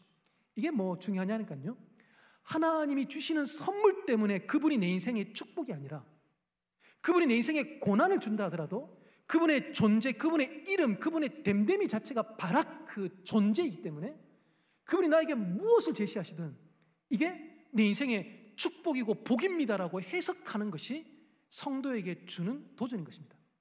그래서요, 내가 까닭 없다라고 여기고 무수한 많은 사람들이 그거 다 까닭 없는데 라고 말을 하더라도, 그러나 그 까닭 없음으로 말미암아 내가 하나님 그분이 내 인생에 복된, 그분 자체가 복된 존재이시기에 내가 그분이 나에게 무엇을 명하시든 무엇을 주시든 그 하나님을 내가 즐거이 따라가겠습니다 라는 것이 욥기를 묵상하는 사람들이 해야 될 고백인 것이죠. 두 번째는요, 하나님만이 내 울타리이십니다 인 겁니다. 돈과 관계와 지위와 건강이 나를 보호하는 울타리가 아니다라는 것이죠. 하나님만이 내 유일한 울타리다라는 겁니다. 그래서요, 욥으로 하여금, 성도로 하여금 눈을 뜨게 만듭니다. 무엇이냐니까요, 하나님만이 내 울타리시다 보니까요, 모든 것이 없어져도 하나님만 계시면 모든 것이 있다라는 것에 대해서 이제 눈을 뜨게끔 만드는 것이죠. 그래서 하나님만 계시면 모든 것을 상실하지 않았다라는 데까지 가는 겁니다. 그래서요, 하나님만 있다면 모든 것이 다 상실하지 않는다라는 데까지 가게 되면, 성도님들 너무 잘 아시는 성경에 대한 우리 진리가 있습니다. 하나님은 우리를 떠나지 않습니다. 그래서요, 그걸 약속하셨기 때문에 나에게 어떤 일이 나더라 하더라도, 내 모든 울타리들, 안전망들이 다 무너진다 하더라도 그분이 떠나지 않는다라고 약속하셨기에 나에게는 모든 것이 있는 것입니다. 내 마지막 호흡할 그 순간조차도 우리 주 예수 그리스도께서 나를 떠나지 아니하시기에 나에게는 그 하나님으로 말미암아 모든 것이 있는 존재, 그게 바로 우리 주 예수 그리스도로 말미암아 구원의 복을 받은 성도들인 것이죠. 세 번째는요, 이웃을 이해하는 폭을 넓히라고 요청하십니다. 고난에 대한 이해를 새롭게 할 것을 욥기는 도전합니다. 저 사람이 고난받는 것은 다 죄 때문이야 라는 관점으로 우리가 접근하지 말 것에 대해서 교훈합니다. 성도는요, 고난에 삼켜지는 존재가 아니라 성도는 하나님께서 친히 고난에 심기는 존재라는 것을 욥기를 통해서 저희가 배우게 됩니다. 성도님들, 저희는요, 고난에 삼켜지는 존재가 아니라 하나님의 그 신비 가운데 고난에 심겨진 사람들인 것입니다. 그러다 보니 고난받는 사람들을 보면서 안 됐다라는 그 박한사 씨가 그 만났던 그 수녀의 어머니와 같은 그 표정과 마음이 아니라 고난에 대한 고난받는 사람들에 대한 다른 분별력을 갖게끔 만드는 것이죠. 그래서요, 고난받은 사람들을 향해서 감히 그런 말 안 하는 겁니다. 당신이 회복이 더딘 것을 보니까 아직 회개할 것이 남아 있습니다라는 말을 하지 않는 거죠. 내가 가지고 있는 정답으로 당신을 고칠 수 있습니다라고 감히 함부로 덤벼들므로 골파리 의사 취급받지 말라라는 것입니다. 그래서요, 우린 우리 이웃들 옆에서, 고난받는 그 이웃들 옆에서 다만 욥이 그 친구들에게 찾고 싶었던 바, 그 헤세드와 같은 존재로 내가 누군가 옆에 있어줌으로 나의 존재로 그의 거친 파도가 잔잔케 되어지는 일에 내가 그 사람 옆에 동력하겠다라는 마음을 갖게끔 하는 그 삶으로 초대하는 것, 그게 바로 욥기인 것이죠. 성도님들, 오늘 마치면서 영상을 하나 보려고 합니다. 이 영상은 지난 주일 사부 예배 때 성가대 찬양 드렸던 영상입니다. 이 영상을 보시면요, 거기 후렴에 마이크를 잡고 찬양을 부르는 고등부 여학생 한 명이 등장합니다. 그 학생이 어떻게 이제 찬양하는지 한번 잘 보시면 좋겠습니다. 제가 요거를 같이 보고 싶은 거는 그 고등부 여학생이 어떻게 찬양하는지, 그걸 한번 잘 보시면 좋겠다 싶어서 이 영상 같이 한번 보시면 좋겠는데요. 네, 준비되셨으면 좀 틀어주시면 고맙겠습니다.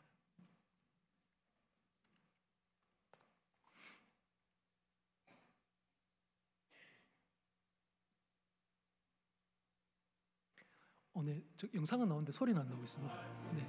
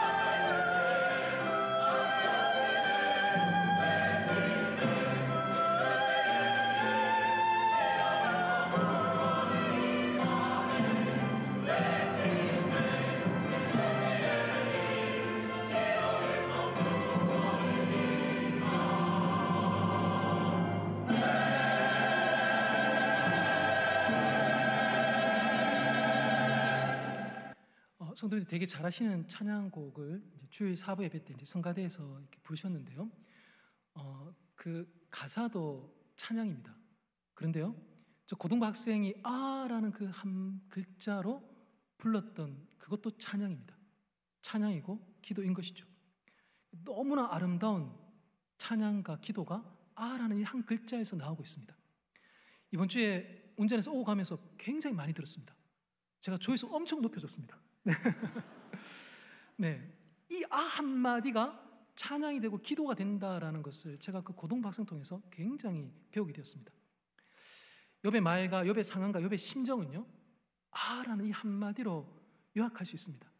그런데 그게 기도고 그게 하나님을 향한 갈망의 전부인 거죠. 성도님들, 금요철야는 기도하러 오십니다. 기도하실 때 찬양의 멋진 가사처럼 내 입에서 기도의 말이 나오지 않음에도 불구하고 기도할 때 아라는 이 한마디 이상 쓸 수 없는 나의 어떤 답답한 심정이 나를 짓누른다 하더라도 아라는 그 한마디 한 글자를 통해서 하나님 우리의 마음과 우리의 외침을 듣고 계시는 것이죠. 욥의 하나님은요, 은혜의 하나님이십니다. 욥의 하나님은 욥이 잘못하는 것을 기다리는 형사가 아니십니다. 욥의 하나님은 욥의 잘못을 고발하는 데 급하신 분이 아니라 욥의 그 아픔을, 상처를 품고 싸매며 고치고 싶어 하시는 분이 바로 하나님이십니다. 그래서요, 그 하나님은 우리의 하나님이십니다. 나의 그 아라고밖에 쓸 수 없는 그 외마디의 외침 속에서도 내 안에 있는 원망과 억울함과 답답함과 섭섭함과 그리고 내 속에 있는 그 피곤함과 낙심과 절망과 두려움을 다 아시는 분이 우리 주 예수 그리스도의 하나님이십니다.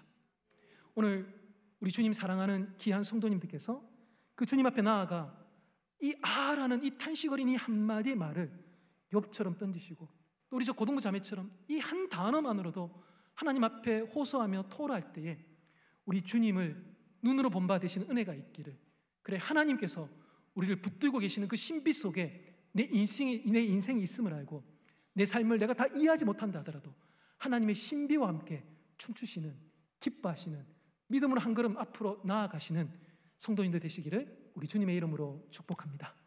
기도하겠습니다. 하나님 아버지, 우리 주 예수 그리스도의 하나님이 우리의 하나님 되심이 참으로 감사합니다. 욥기를 묵상할 때에 이 욥의 하나님을 통하여서 우리가 복음을 만나고 우리 하나님의 크신 사랑을 경험할 수 있게끔 도와주시고 이 욥기를 통하여서 내가 내 옆에 있는 사람에게 어떤 존재가 되어야 되는지를 곰곰이 생각하여 내가 좋은 친구, 방파제와 같은 친구가 되어서 함께 한 걸음 한 걸음 내 뒷게끔 손 내미는 동력자와 같은 삶이 되도록, 그런 교회 되도록 도와주옵소서. 예수님 이름으로 기도드립니다. 아멘. 감사합니다. 주 나의 모습 보네, 상한 나의 맘 보시네 찬양하면서 말씀 묵상합니다.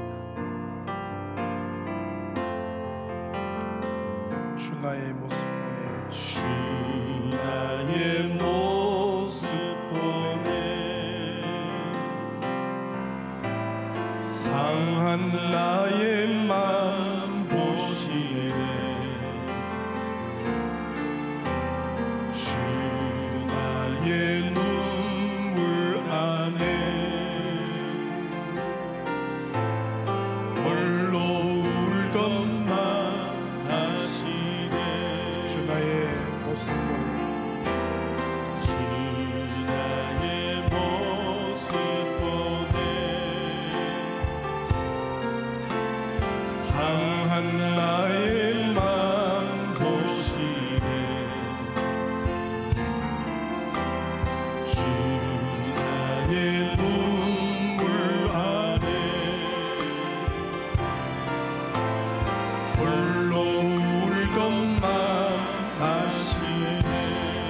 세상 소망 사라지고 세상 소망 다 사라져가고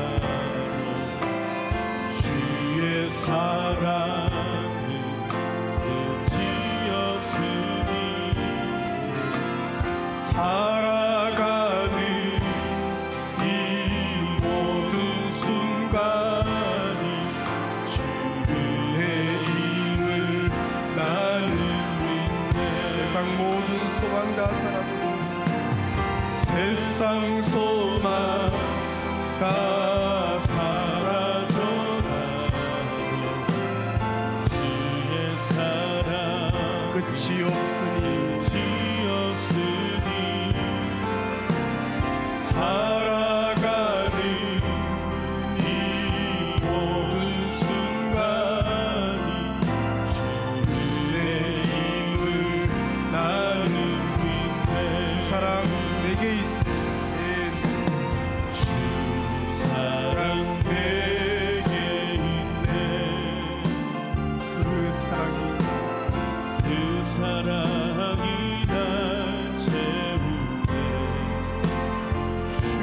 은혜 내게 있네.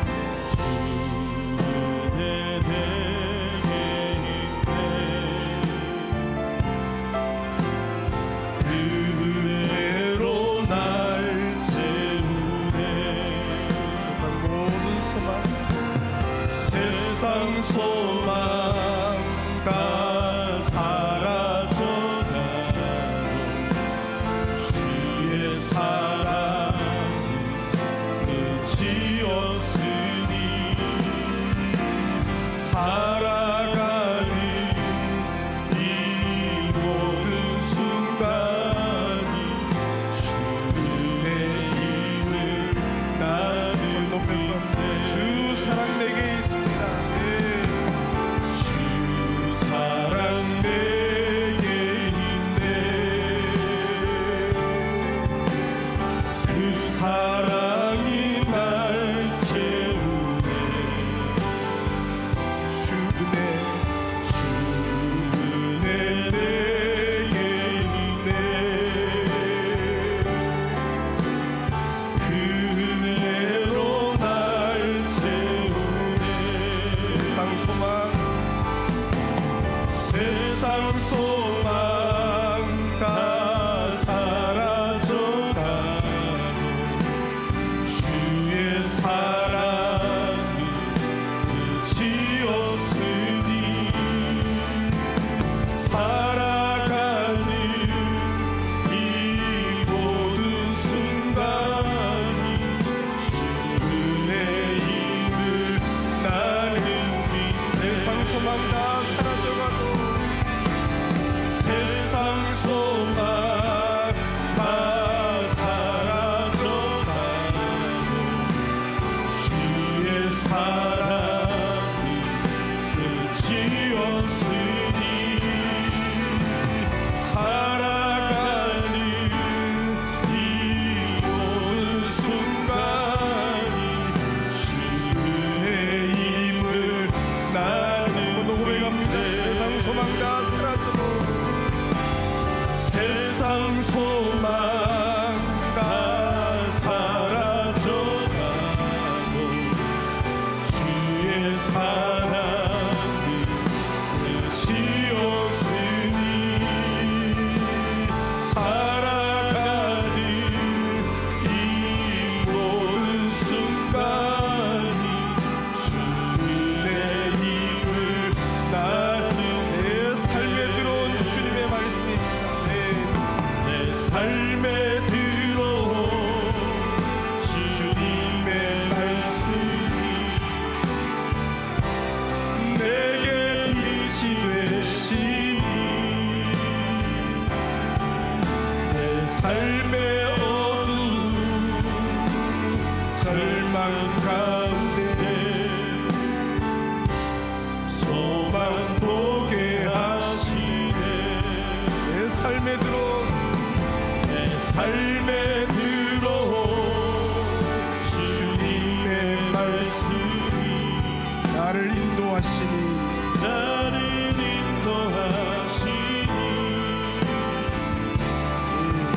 내 삶의 막막한 문제 가운데 주뜻 보게 하시네. 말씀이 내게 역사하기를 말씀이 내게 역사하기를 말씀이 내게 살아있기를 하나님 말씀을 듣겠나이다. 주님의 음성을 듣겠나이다. 내 삶에 들어온 주의 말씀입니다. 내 삶에 들어온 주님의 말씀이 빛이 됩니다. 내게 빛이 되시니 내 삶의 어두운 절망 가운데 소망 보게 하시네. 내 삶에 들어온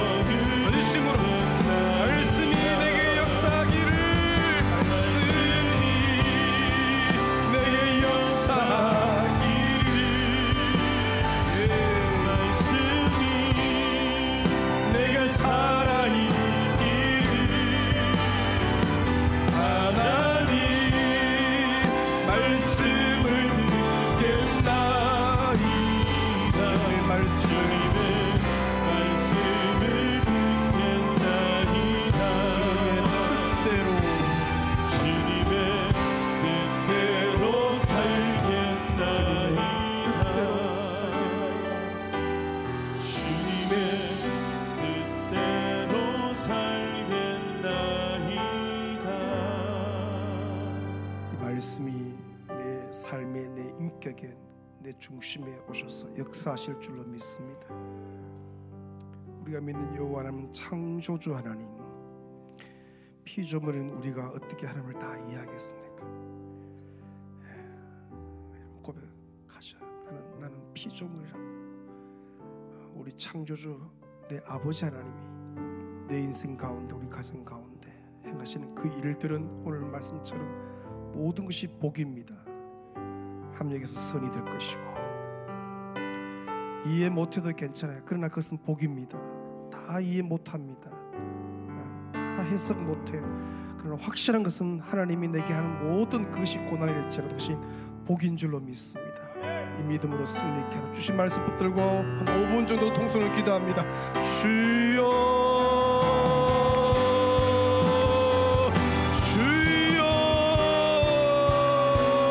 아버지, 주님을 신뢰합니다. 주님을 신뢰합니다.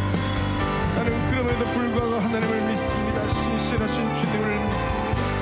전능자 창조주 내 아버지 하나님을 믿습니다. 내가 다 이해하지 못하고 다 해석이 안 되어도 나는 주님을 신뢰합니다. 주여 역사해 주시오. 주여 말씀이 살아 역사하기를 원합니다. 내 인생 가운데 주여 피조물인 우리가 어떻게 하나님을 다 이해하겠습니까? 주여 우리가 주님의 창조세계 피조세계를 어떻게 다 이해하겠습니까? 하나님은 붙들고 계시고 내가 아무것도 통제할 수 없다 할지라도 주님은 붙들고 계시고 주님의 손 안에 있고 주님이 붙들고 계시고 역사하시고 질서 지우시고 일하고 계심을 믿습니다. 나는 창조주 내 아버지 하나님을 믿습니다. 그분을 신뢰합니다. 그분의 일하심을 신뢰합니다. 이런 것이 고난이 날지라도 주여 그것은 내게 복이 될 것이고 하나님께서 선이 될 것이고 역사하실 줄로 믿사오니 주여 그대로 충만하여 주옵소서. 아버지 이 말씀 붙들고 아버지 혼란에 주여 마지막 두 달을 보내기를 원하오니 은혜를 다하여 주시옵소서. 이 말씀이 내게 살아 역사하시기를, 이 말씀이 내게 삶에 역사하기를 주여 기다리고 갈망하옵나니 역사하여 주옵소서. 주여 말씀하여 주옵소서. 잠잠히 듣겠사오니 주여 말씀하여 주옵소서. 말씀에 주여 순종하게 싸우니 주여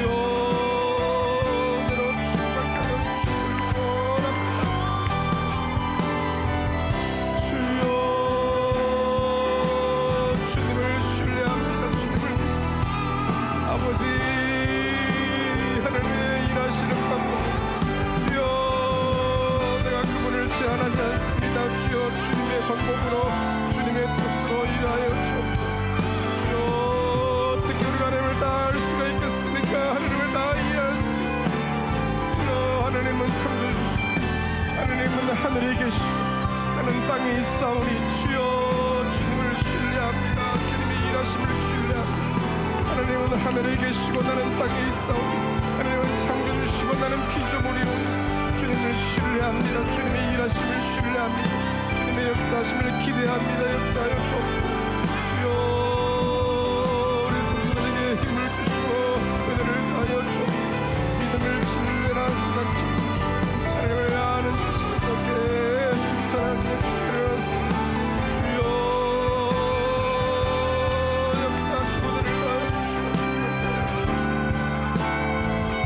하나님 은혜를 부어주시니 감사합니다. 이 12월 12월 이 말씀 붙들고 주여 말씀이 우리의 삶에 역사하고 말씀이 우리의 삶을 해석하고 말씀이 우리의 삶에 힘을 불어넣을 줄로 믿사오니 말씀 붙들고 주여 잠잠히 주를 기다리게 하시고 아버지 영안이 많이 열려서 이제 주여 눈으로 주를 배우는 창조주 주님을 배우는 역사가 일어날 수 있도록 은혜를 다하여 주시기를 원합니다.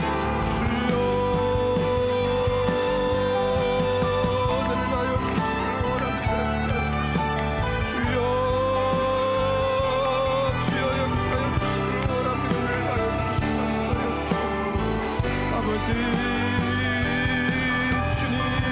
일하심을 신뢰합니다. 주님의 일하심을 신뢰합니다. 주님의 일하심을 신뢰합니다. 주님이 허락하심을 주여 믿습니다. 주님이 허락하심을 신뢰합니다. 하나님의 일하심을 신뢰합니다. 무조건 주님은 주여 복이십니다. 주여 일하심은 완전하심, 주의 행하심은 완전하심.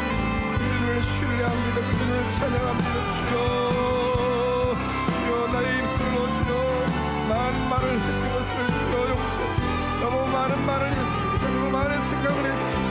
주여, 생각을 중지하고 판단을 중지하고 입술의 말을 중지하고 주님의 일하심을 기다립니다. 주여 역사하시고 오늘을 나여 주옵소서.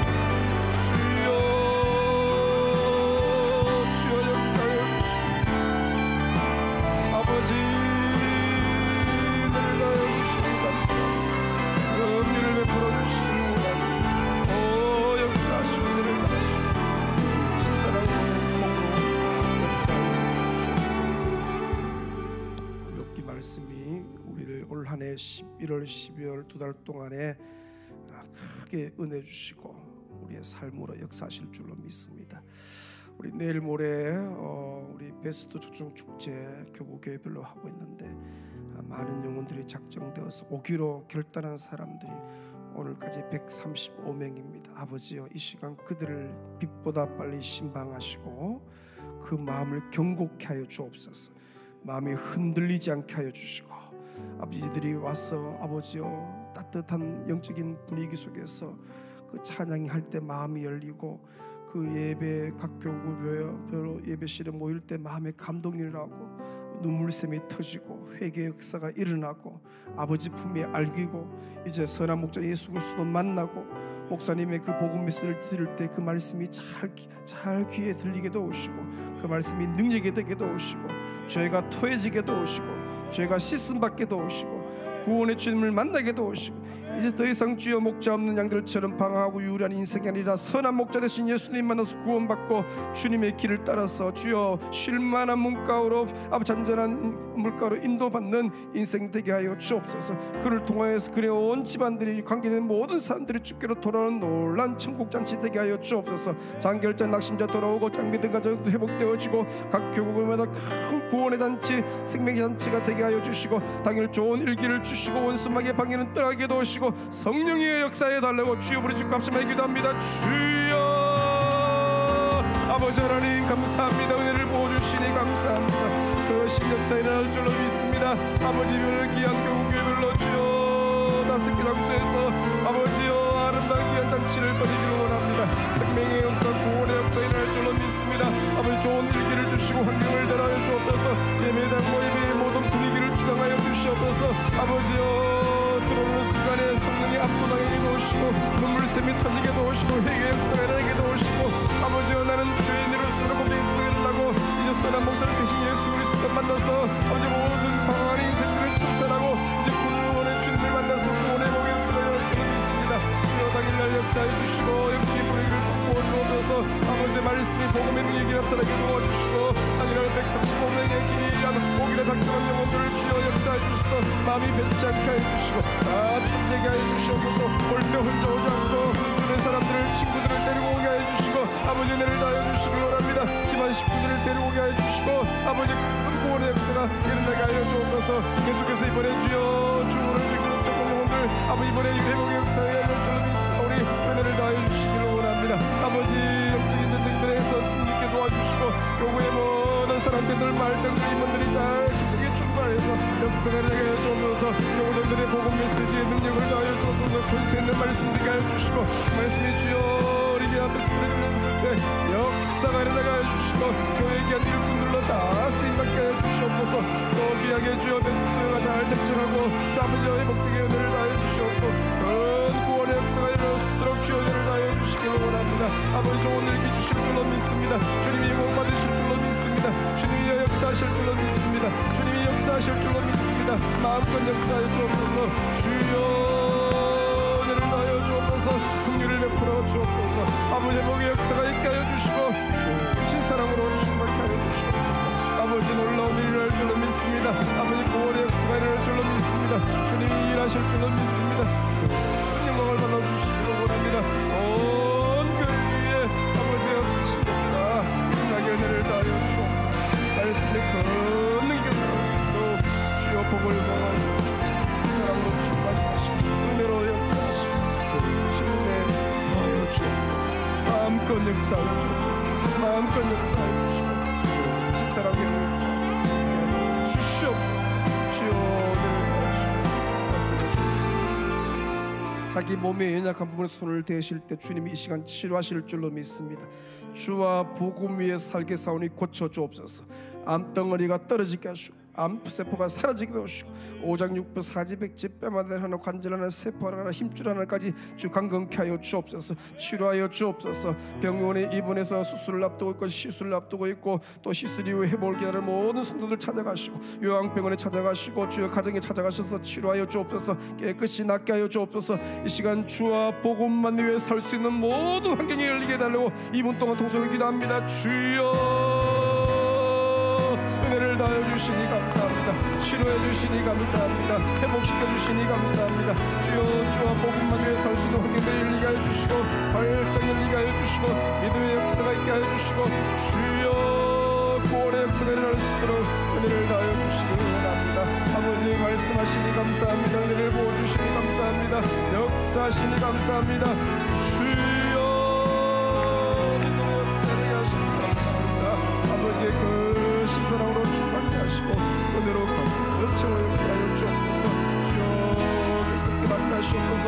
수술을 앞두고 있고 아버지의 치료를 앞두고 있고 아버지 은혜를 주시옵소서. 은혜의 역사해 주시고 만져 주시고 모든 것들이 복되게 하여 주시고 역사해 주옵소서.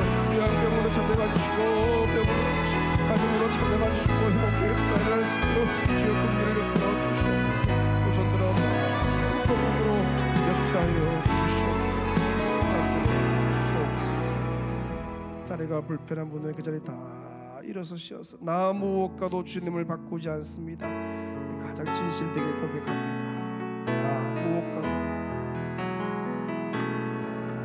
나 무엇과도 주님을 바꾸지 않으니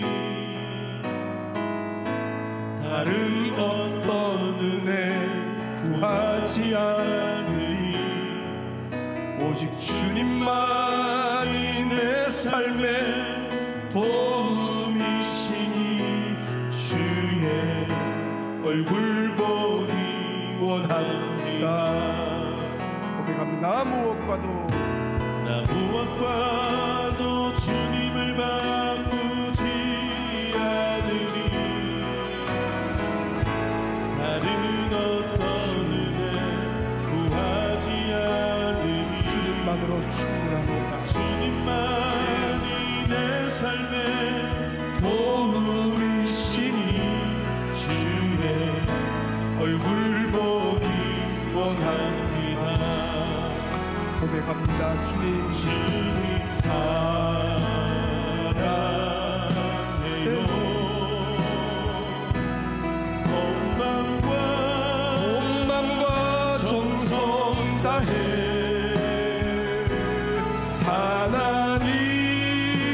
하나님의 신실한 친구 되기 원합니다. 멈추게 내 영혼아 송축해 내 영혼 내 영혼아 거룩하신 이름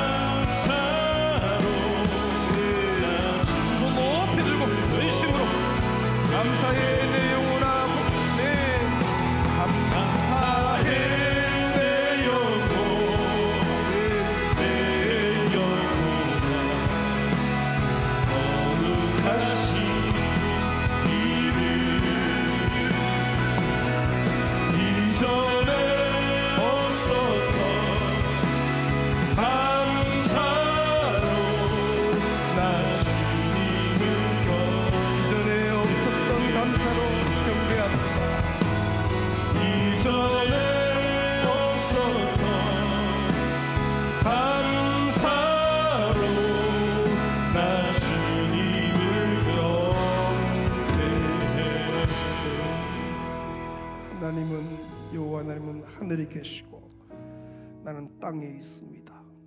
하나님은 창조주시며 나는 피조물입니다. 하나님이 다 옳습니다. 하나님은 완전하시고 하나님은 신실하십니다. 함정에서 선을 이루실 것이고 때로는 고난이고 고통이고 눈물일지라도 그것은 내게 복이 될 것이고 그 주님을 나는 신뢰합니다. 그 하나님을 나는 찬양합니다. 미리 찬양합니다. 미리 당겨서 감사합니다. 믿음이 10배나 커지는 우리 귀한 11월 12월 되게 하여 주옵소서. 그동안 오래 기도했던 베스트들 아버지와 많은 베스트들 기도 중에 그 중에 135분이 오늘 오후 5시까지 주일날 오기로 했는데 이 시간 그들을 찾아가 신방하시옵소서. 하나님은 다 아시오니 이름 불러주시고 꿈으로도 말씀해 주시고 환경으로도 말씀해 주셔서 지명하여 부르시고 오늘 주일날 주여 다 회복되어 돌아와서 복음의 메시지를 듣고 선한 목자 예수님 만나고 구원의 주님을 만나고 인생이 바뀌어지고 이제 모든 방황하고 유리한 인생들을 청산하고 회복의 역사, 치유의 역사 일어나게 하여 주옵소서. 이번에 장결자도 돌아오게 도우시고 낙심자도 돌아오게 도우시고 장미듬 가정도 다 회복되게 은혜 더하여 주옵소서. 좋은 일기 주시옵소서. 그 홀에 그 예배당에 들어오는 순간부터 압도당하게 도우시고 눈물샘이 터지고 회개 역사가 일어나며 교구장들의 복음 메시지에 반응하고 아멘으로 화답하며 큰 역사 있게 하시고 큰 잔치 축제의 시간 되게 하여 주옵소서. 사랑장들 마을장들 임원들 기쁘게 준비하오니 크게 위로하여 주옵소서. 이 밤에 엎드리는 우리 귀한 다음 세대 특별히 영아 유아 유치부 유년초등 소년부 우리 청년들 중고등부 아이들 기억하셔서 저들이 부흥의 세대 믿음의 세대로 쓰임받게 하여 주옵소서. 수능고사일이 20일 남았습니다. 잘 준비하게 도우시고 지혜와 명철 주셔서 그 공부들이 하나님 나라의 귀히 쓰임받는 공부 지혜 되게 하여 주옵소서. 환우들을 기억하시고 깨끗이 치료하시고 회복시켜 주옵소서. 아버지여 돌아가는 걸음을 평안케 하시고 잠이 예배되게 하시고 꿈속에서 주역을 뵙게 역사하여 주옵소서. 성령이 온 교회 가운데 운행하시고 다스리시고 통치하시고 역사하여 주옵소서. 종교개혁주의를 맞이합니다. 오직 성경, 오직 믿음, 오직 은혜, 오직 그리스도, 오직 하나님께 영광, 이 개혁적인 삶을 계속 살아내게 역사하여 주옵소서. 영광 존귀 아버지께 올리옵고 예수님의 이름으로 기도 올리옵나이다. 오늘은 기도 시간이 짧았는데 개인적으로 더 기도하시다가 가시면 되겠습니다. 주여 부르짖 기도합니다. 주여